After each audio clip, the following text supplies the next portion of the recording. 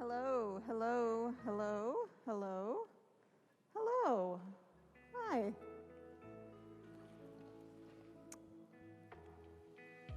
Welcome, everyone. Welcome back from spring break. Oh, you know what this means. We're on the home stretch now to the end of the semester. So we've got 2 more units in this class. If you feel, you know, like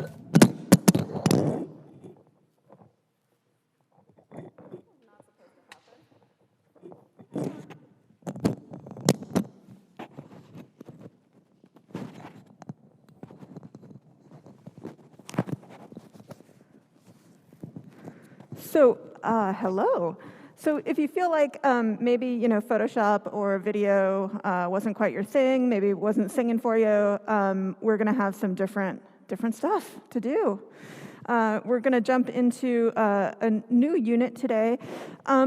Before I do that, I sort of have this luxury that I don't always have, which is I have a little bit of kind of so-called free time in the syllabus or in the course schedule. So I wanted to take some time. I know your video assignment is due next week, so if there is anything that you would like to have me show you regarding Premiere, I'm happy to take some time at the beginning of class today to review any concepts in Premiere that we might have just, spaced on. I have sort of like a little sort of slice of life to just kind of tell you guys what I'm working on right now. I got a new project to work on for my own work. And so then if, time permitting, we can go ahead and open up Rhino and see how that is going. So we're running a tiny bit ahead of schedule. But that gives me time to interact with you. Oh my God, can't believe it.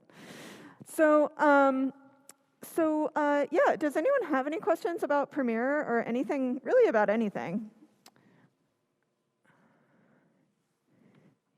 Yes. That's a good question. An animated GIF? I can't say that that's something I've ever done. Let me write that down on the board and we can take a look at it.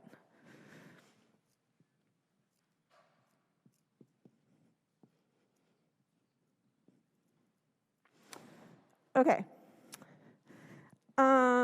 Any other questions about Premiere or video in general?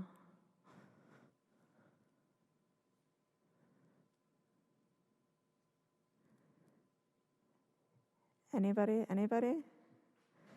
Does anybody want me to review how to export your video? Okay, I've got a couple takers on that. Yeah, I thought that would be useful because I know you're going to be doing it this week. So let's talk about that for a second. Okay, hey, for those of you just getting here, I just was noting that I have a little bit of flexible time in the schedule, so if you have any questions about Premiere or you want me to review or finish anything up, I'm happy to do that. Any last takers on Premiere topics?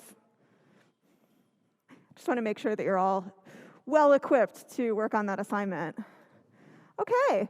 So normally I would say to put a GIF into Premiere, I would just do what I usually do, which is open up Premiere and start poking around. Because I think that it might actually be kind of complicated to put a GIF into Premiere, I think I'm actually going to start with Google. Because the reason I think it might be kind of complicated is that GIFs have frames. And your video or your sequence has a certain frame rate. So let's just go ahead and I'm starting up Premiere.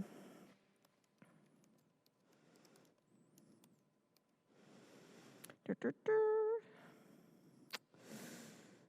not really what we want to do. No, we don't want to make a GIF.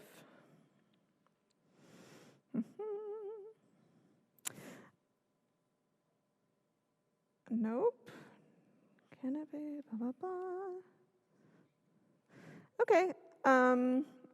So let's see how it works if we just import it, because this implies that that's legit. My Premiere is taking a little bit of time to get going.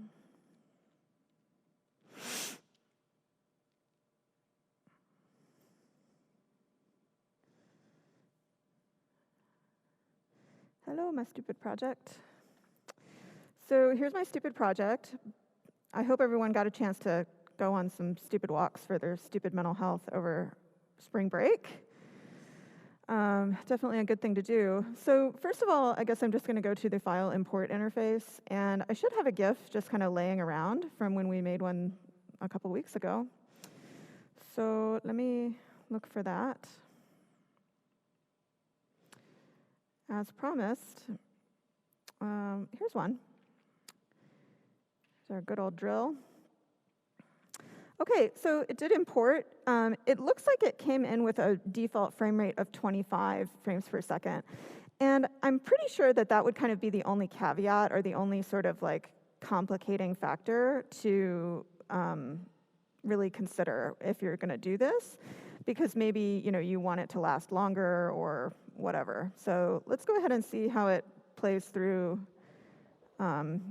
as is.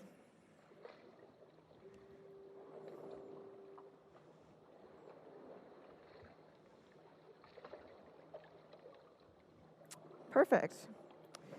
And so you can see in that case, it just kind of brings in a single instance of the GIF, and you could use it in.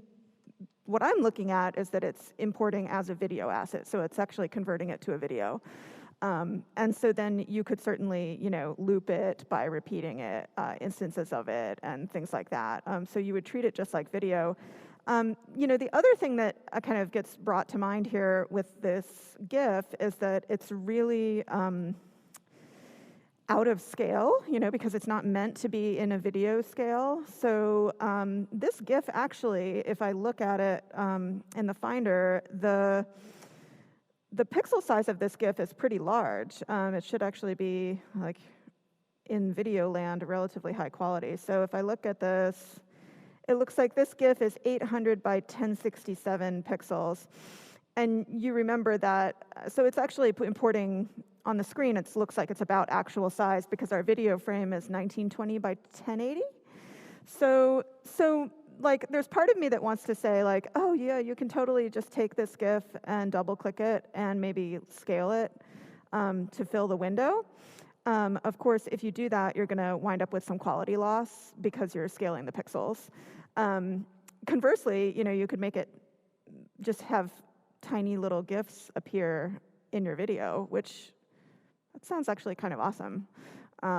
So I don't know, maybe take that and put it in your project. That seems like a kind of a actually awesome thing to do. I can think about a lot of contemporary artists are using sort of GIF-like animations in video to sort of, I think, mix up the idea of format, right? Because video is so kind of its own thing. So GIFs are, I think, just a way to like insert kind of a playful note into a regular video.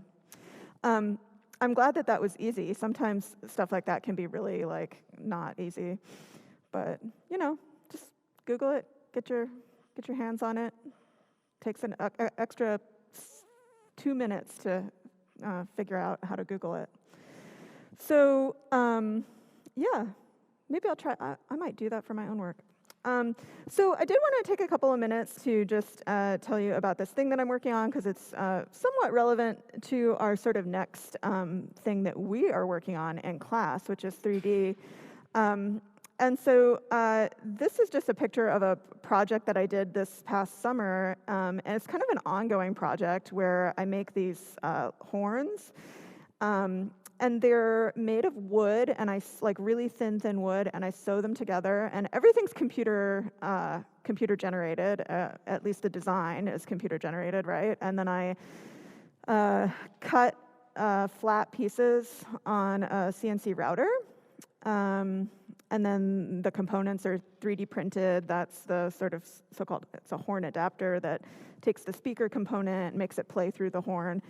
So I've been doing this work for a few years now, and I wanted to, first of all, show you some of the 3D design that I'm doing. I'll probably just kind of maybe when we start off class, just show you like a project every day, because I do a lot of 3D stuff in my own work. I also do a lot of computational stuff, so when we get into the processing stuff, I'll just, I figured it's good to show you like a frame of reference of what is going on there. So yeah, as far as the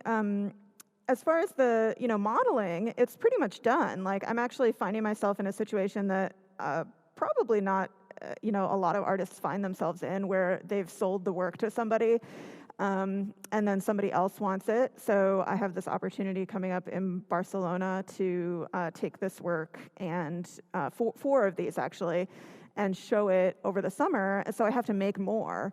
And so that's like a good problem to have if you're a digital artist, because if you need to make more, you have like the files on your hard drive, and you can just like load the material up into the machine and hit, press the button. So that's actually one of the things that digital work is really good for, right? Is like making multiples and iterating different versions of something. So anyway, I mean, that's all pretty straightforward. I'm sure you can all imagine how this kind of what existed in the computer one day.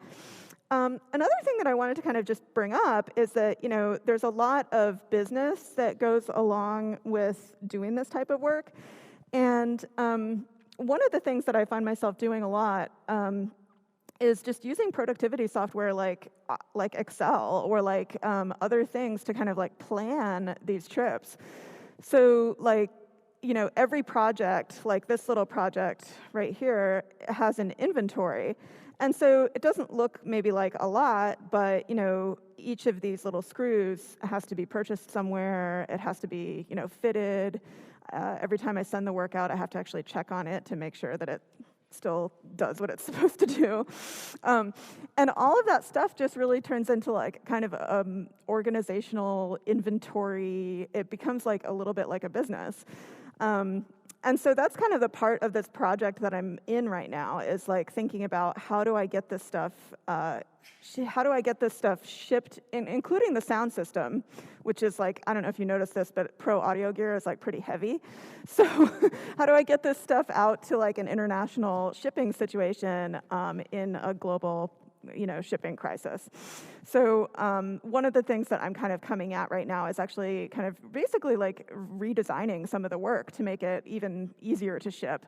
And you can guess that, there's a reason why this collapses, right? It's because when it collapses down, it's like you can ship it like in a tube, as opposed to like putting it in a giant crate. So those are all just sort of considerations that you have to think about when you're thinking about actually getting your work out into the world. So like the part that we do on the computer is actually, or the design part is maybe just, a small piece of the pie. When you kind of add in, logistics, inventory, labor, I always hire people to help. So there's like the whole, you become kind of an employer.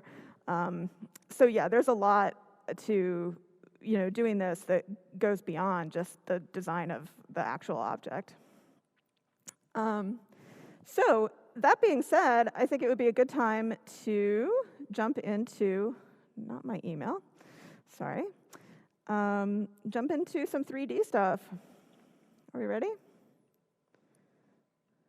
Okay, great. Anybody have any questions about anything? Oh, yeah, sorry. I made a list and everything. Man, thank you. So yeah, I'll bring that project back up again.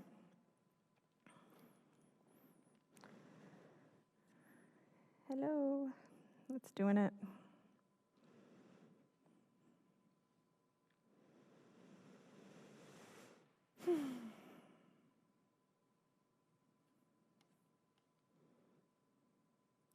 Yes, the very important exporting. So you have basically at your disposal two methods for exporting. And what you would want to do is make sure that you're clicked onto the timeline when you do this. Anytime you use the export functions, it'll just make it run a lot more easily, and it also will actually bring up the If you don't click on the timeline, you might find that this is grayed out. I get that a lot. I get questions about that a lot. So you go to Export Media, and my advice here would be to make it an H.264. That's like the kind of generic, like I'm going to put it on YouTube sort of compression codec.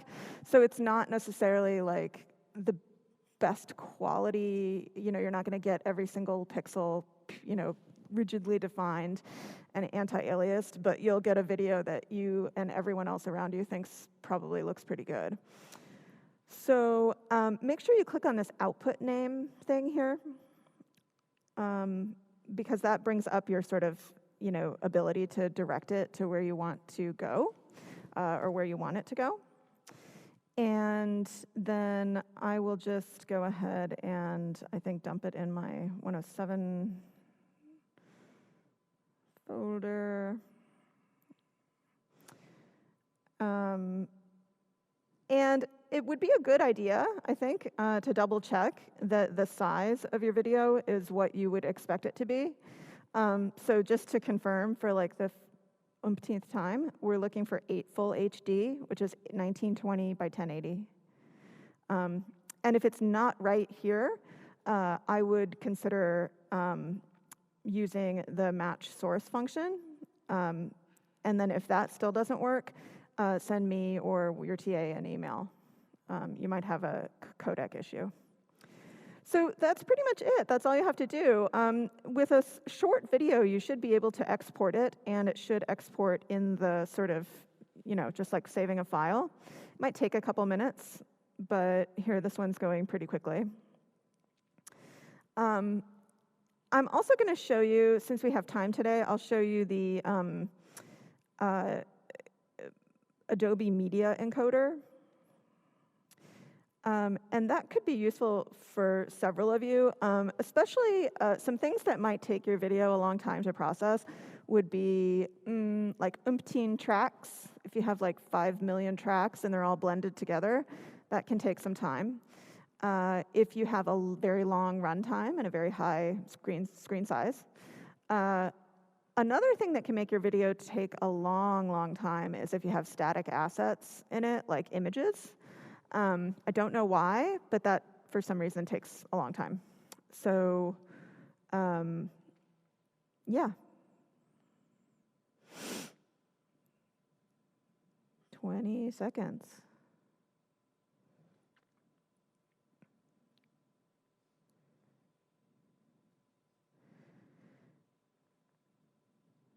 So if you're finding that your video is taking a long time to export, I would actually suggest that you use the media encoder. And I think I'm just going to double check where this is going. Oh, where I told it to. That's amazing. And so what this does is it actually opens up like a separate piece of software called the Adobe Media Encoder. And the big benefit to the media encoder is that it kind of liberates the ripping or processing of this file out of everything else. And it kind of encapsulates it in a way that you can pause it, and then you could like put your computer to sleep and, I don't know, go out, hang out with your friends, whatever, come back the next morning, like, come to it, yeah, open it up, and you could just hit play, and it would start recording again and start processing your file again. So if you have like a really long, if for some reason you find yourself with a project that's taking a long time to render, it can give you some flexibility in how you choose to render that. So you can see it takes a couple of minutes just to start up the media encoder.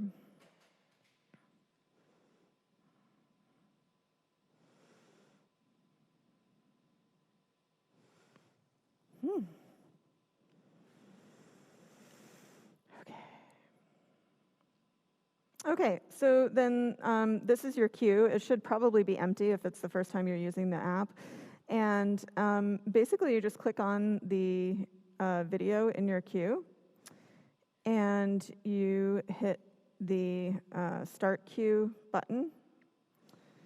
You can see these are all stopped or failed, so they're not going to start. But basically, this goes along. And once it kind of gets going, you should be able to pause it or stop it entirely. The other nice feature, I guess, is that it gives you thumbnails as you're going through your file. So if you have, again, a large file or a file that's taking a long time, with the thumbnails, if you have some kind of error or something, it can be a good way to sort of like check that, oh, it keeps consistently messing up on that thing. Maybe I should consider making that thing invisible and try rendering it again. And then you can do some troubleshooting. So anyway, it doesn't take any more or less time. It's just a kind of more complicated interface if you want that. OK, any other questions or things that I promised that I forgot about within the span of like 5 minutes? Anybody?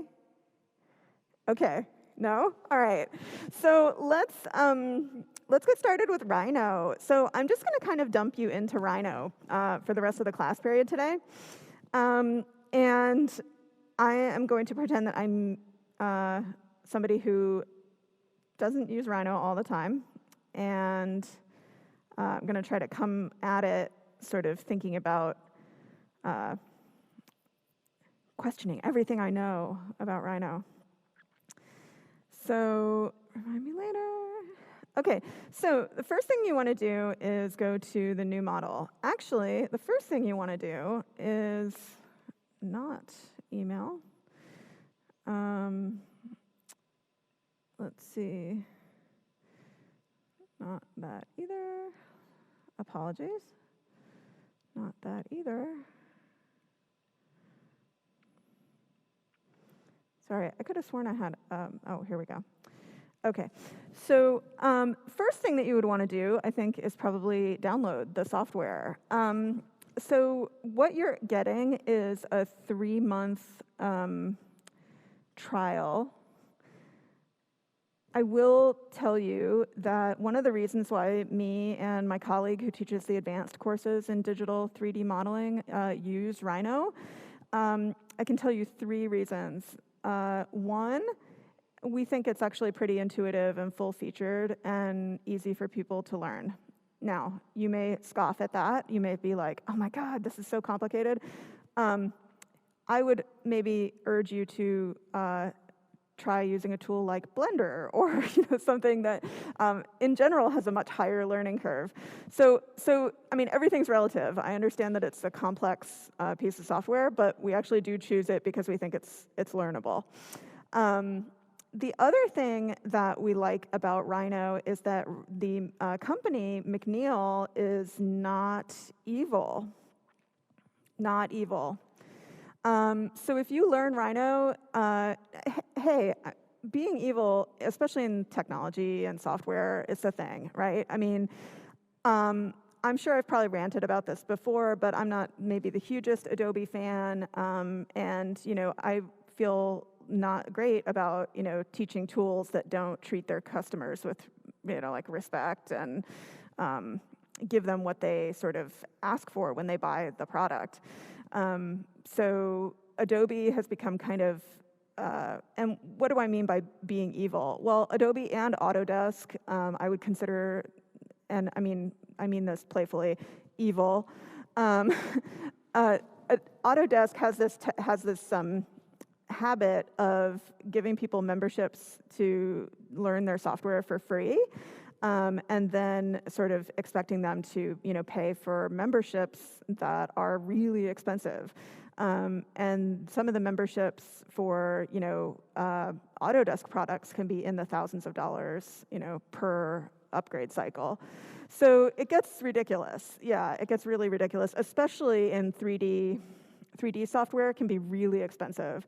So like some of the packages like Maya, I think if you were a company and you wanted to just buy a license of Maya, I think it costs like $5,000 or around there. It's several $1,000s. And the reason why they can charge so much money for software is because the people that are using the software make money. So they're selling the software to movie studios and advertising and marketing, and so it does serve an industrial niche. That being said, I think Rhino, even the full pay version, is pretty inexpensive. And if you're a student, I believe you can get a student license of Rhino. It's like $59 for a whole year. So if you find yourself being like, oh yeah, Rhino is something that I really want to use, then I would consider, maybe purchasing that student license.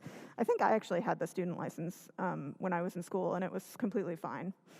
The other cool thing about Rhino that makes them somewhat not evil is that they don't come out with a new update every year to charge you more money. So they're on a somewhat slower update cycle, so they just, they don't ask you for money like every 6 months, like some people. So in any case, you can kind of explore that as you want.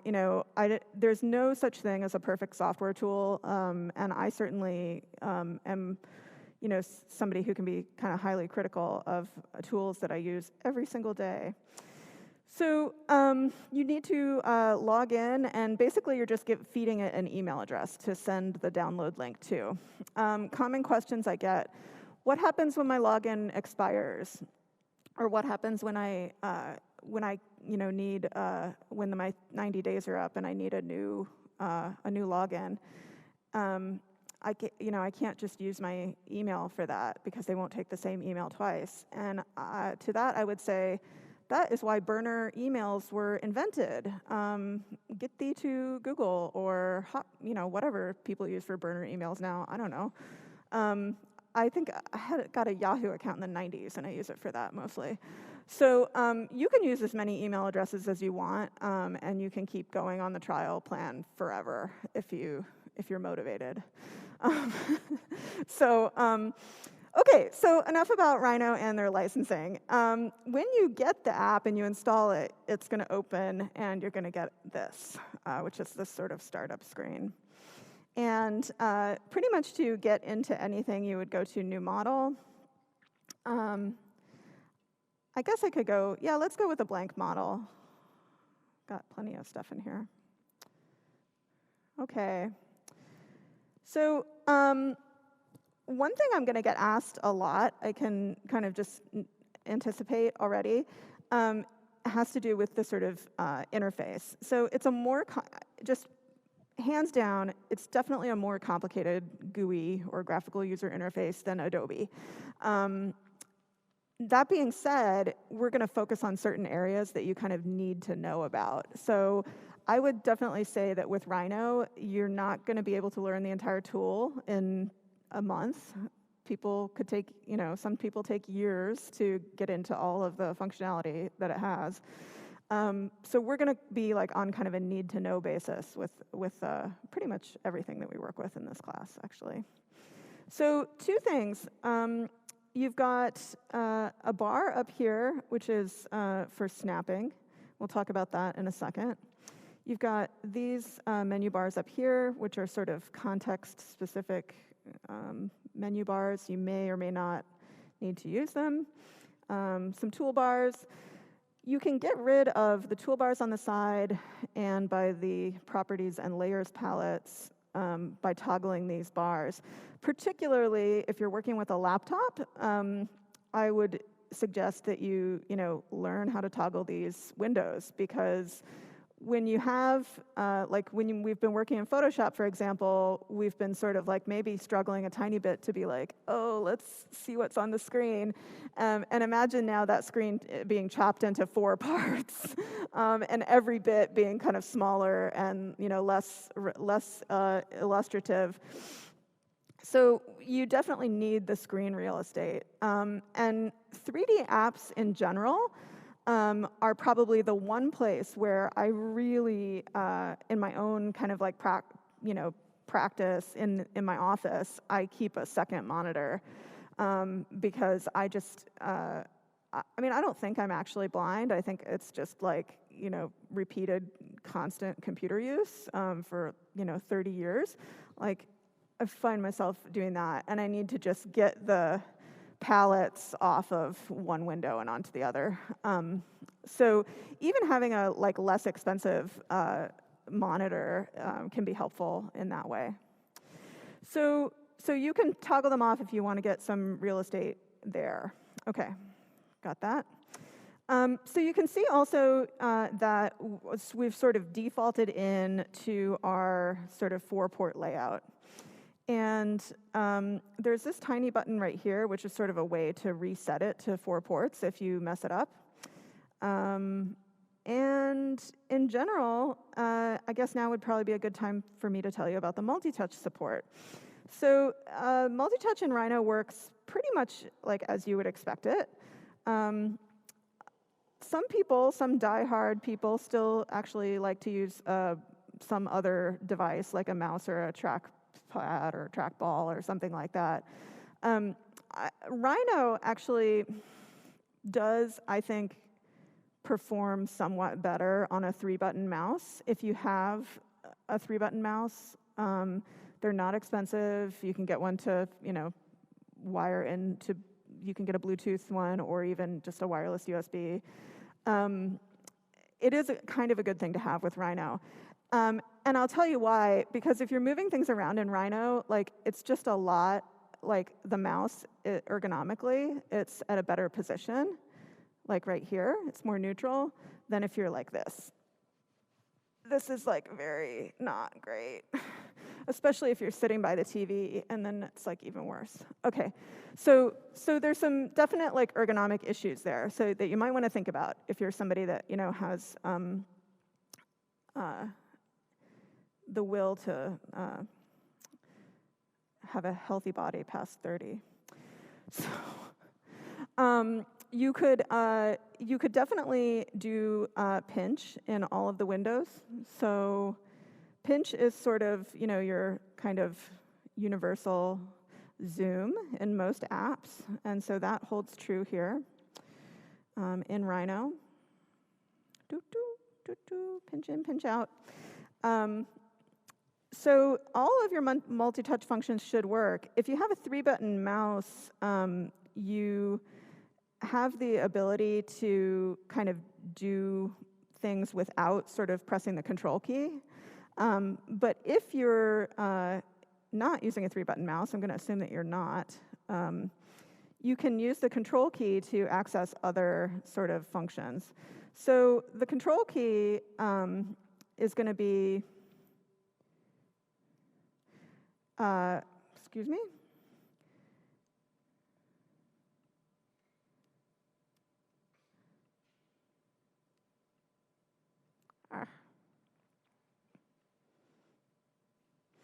Right. So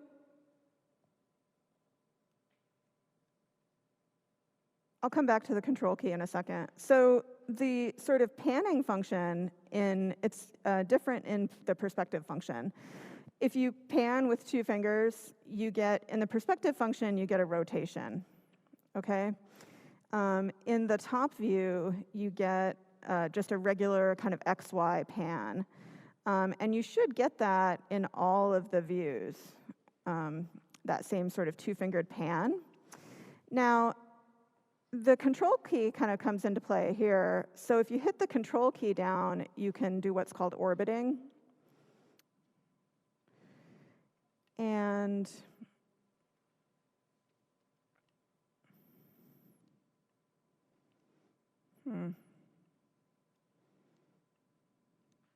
guess they disabled that.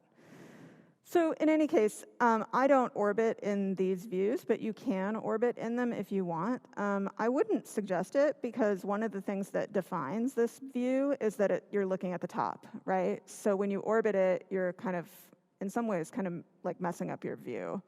And then you would have to reset it. So, okay, so there's some multi-touch display and interaction. Let me go ahead and, whoops, that's back.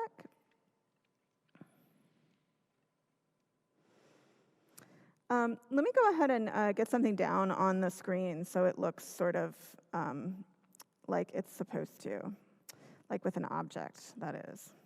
So I've gone ahead and orbited this top view, so I'm kind of like fixating on the fact that it's messed up.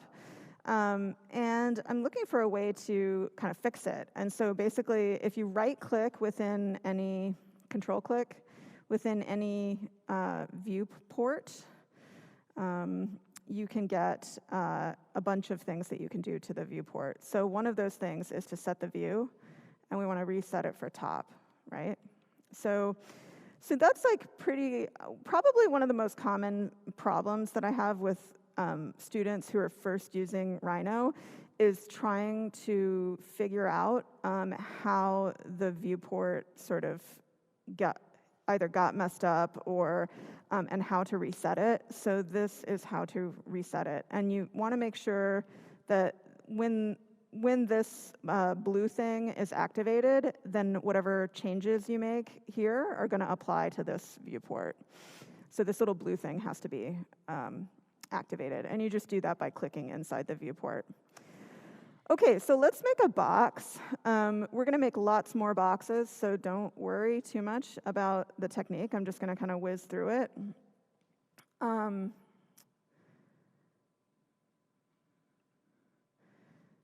And that's our box. Let's do that one more time, and let's kind of pay attention to what we're doing. So basically the way Rhino works overall in its tools is it gives you a series of prompts. So it asks you, basically, it's like it's asking you questions, and you need to answer the questions correctly. Or if not correctly, maybe at least in a way that it understands. So here, first corner of base. Well, I mean, that can be pretty much anywhere, just to say that. Let's put it over here. And then it says other corner of base or length. So, okay, other corner of base. Let's make that right there. And then it asks for height. So in order to set the height here, we're going to have to probably move to a viewport where we can actually see the height. The other option is that we can, and we're not going to get into units today. We'll start talking about units and sort of settings next class. But here, if I want to define the height, I can see down here in these numbers that, just watch these numbers for a second. So it looks like that bottom number right there, 3, that's actually the height of my box. So I could just click on this box. I could also do this same function completely by typing. So let's do it in 0, 0, 0. And then let me make it the other corner, let's say like 2, 2, 0. And then my height can be, I don't know, like 12 or something. So pretty much every function in Rhino, you can do it interactively on the screen, or you can type in a number. Typing in numbers really freaks some people out. If you don't like it, don't do it. If you're one of those people that, like, I don't know, codes Fortran in their sleep, then maybe you do like typing in numbers, and that would be great. Usually I go for the kind of typing in numbers strategy when it's something that like matters, right? So when I'm designing objects that are going to get made to a certain tolerance, yeah, I mean, like having it be 0.875, fraction of an inch or something really matters. So in that case, I do kind of go for it. If I'm designing something that is going to be made for kind of on-screen output or video or gaming, I don't usually pay that much attention to the units, to be honest, because it's really more about the appearance, right? And less about whether something is going to fall down. So, okay, so then we got this same box through the same sort of like method. And now, before we kind of like get into this, I'm going to kind of orbit through this. And you can see that right now we kind of have full visibility of our stuff. And so that's great. I think having full visibility is useful. I think also probably having other options is really useful. So I'm going to go down here to the bottom of when we control-click, this menu should show up. It looks like right now we're selected for Wireframe View. And yeah, Wireframe View is great, especially when you want to kind of see everything. See all the, like back edges and back faces and things like that. We could try shaded. And so that gives you just like a super generic gray surface. Shaded can be really important and really useful in Rhino because I'm going to do something really quickly. So I just broke our cube here. Thank you. Go away. No, really. So I just broke our cube, and what I mean by broke it is that I deleted one of the surfaces. And so if we go back to wireframe, as you can see, it can be very, very difficult to tell the difference between a shape that's filled in and with a surface and a shape that's not filled in with a surface. So that's one of the reasons why I think it's really important to look at your design shaded every once in a while as you're working on it, just to kind of like know what's up. My personal preference for designing stuff is this ghosted mode.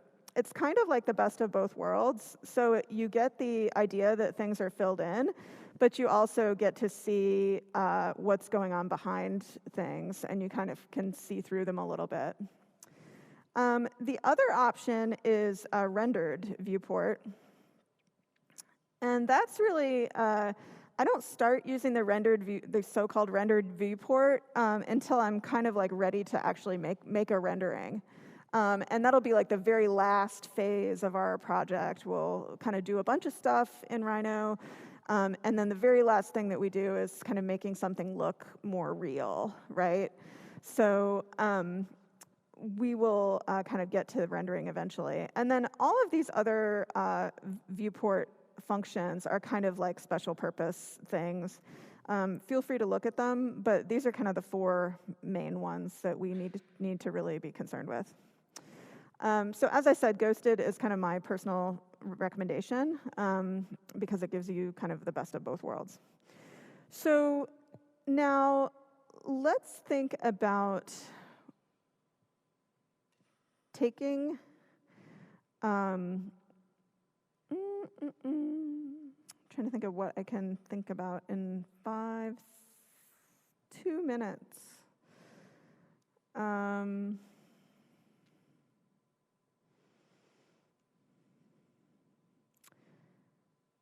Probably, I think it's actually a good time to consider like leaving it for there. I think that this box tool that I looked at, if you look underneath it, this brings up a menu, and this is basically called the solid menu. So for your first project, I'm going to be asking you to make modules from solids. So this menu, if you were looking to kind of like get a little bit of a jump on things, I would get into Rhino, download Rhino, get into Rhino, explore it, and maybe try some of these functions out and see what you can do with them. I think that'll get us pretty much bridged over to Thursday, and on Thursday, we're going to have kind of like full-on Rhino demo. I might do a tiny bit of review of what we covered today. All right. Any questions? Okay, have a great day. I'll see you on Thursday. Thanks for coming.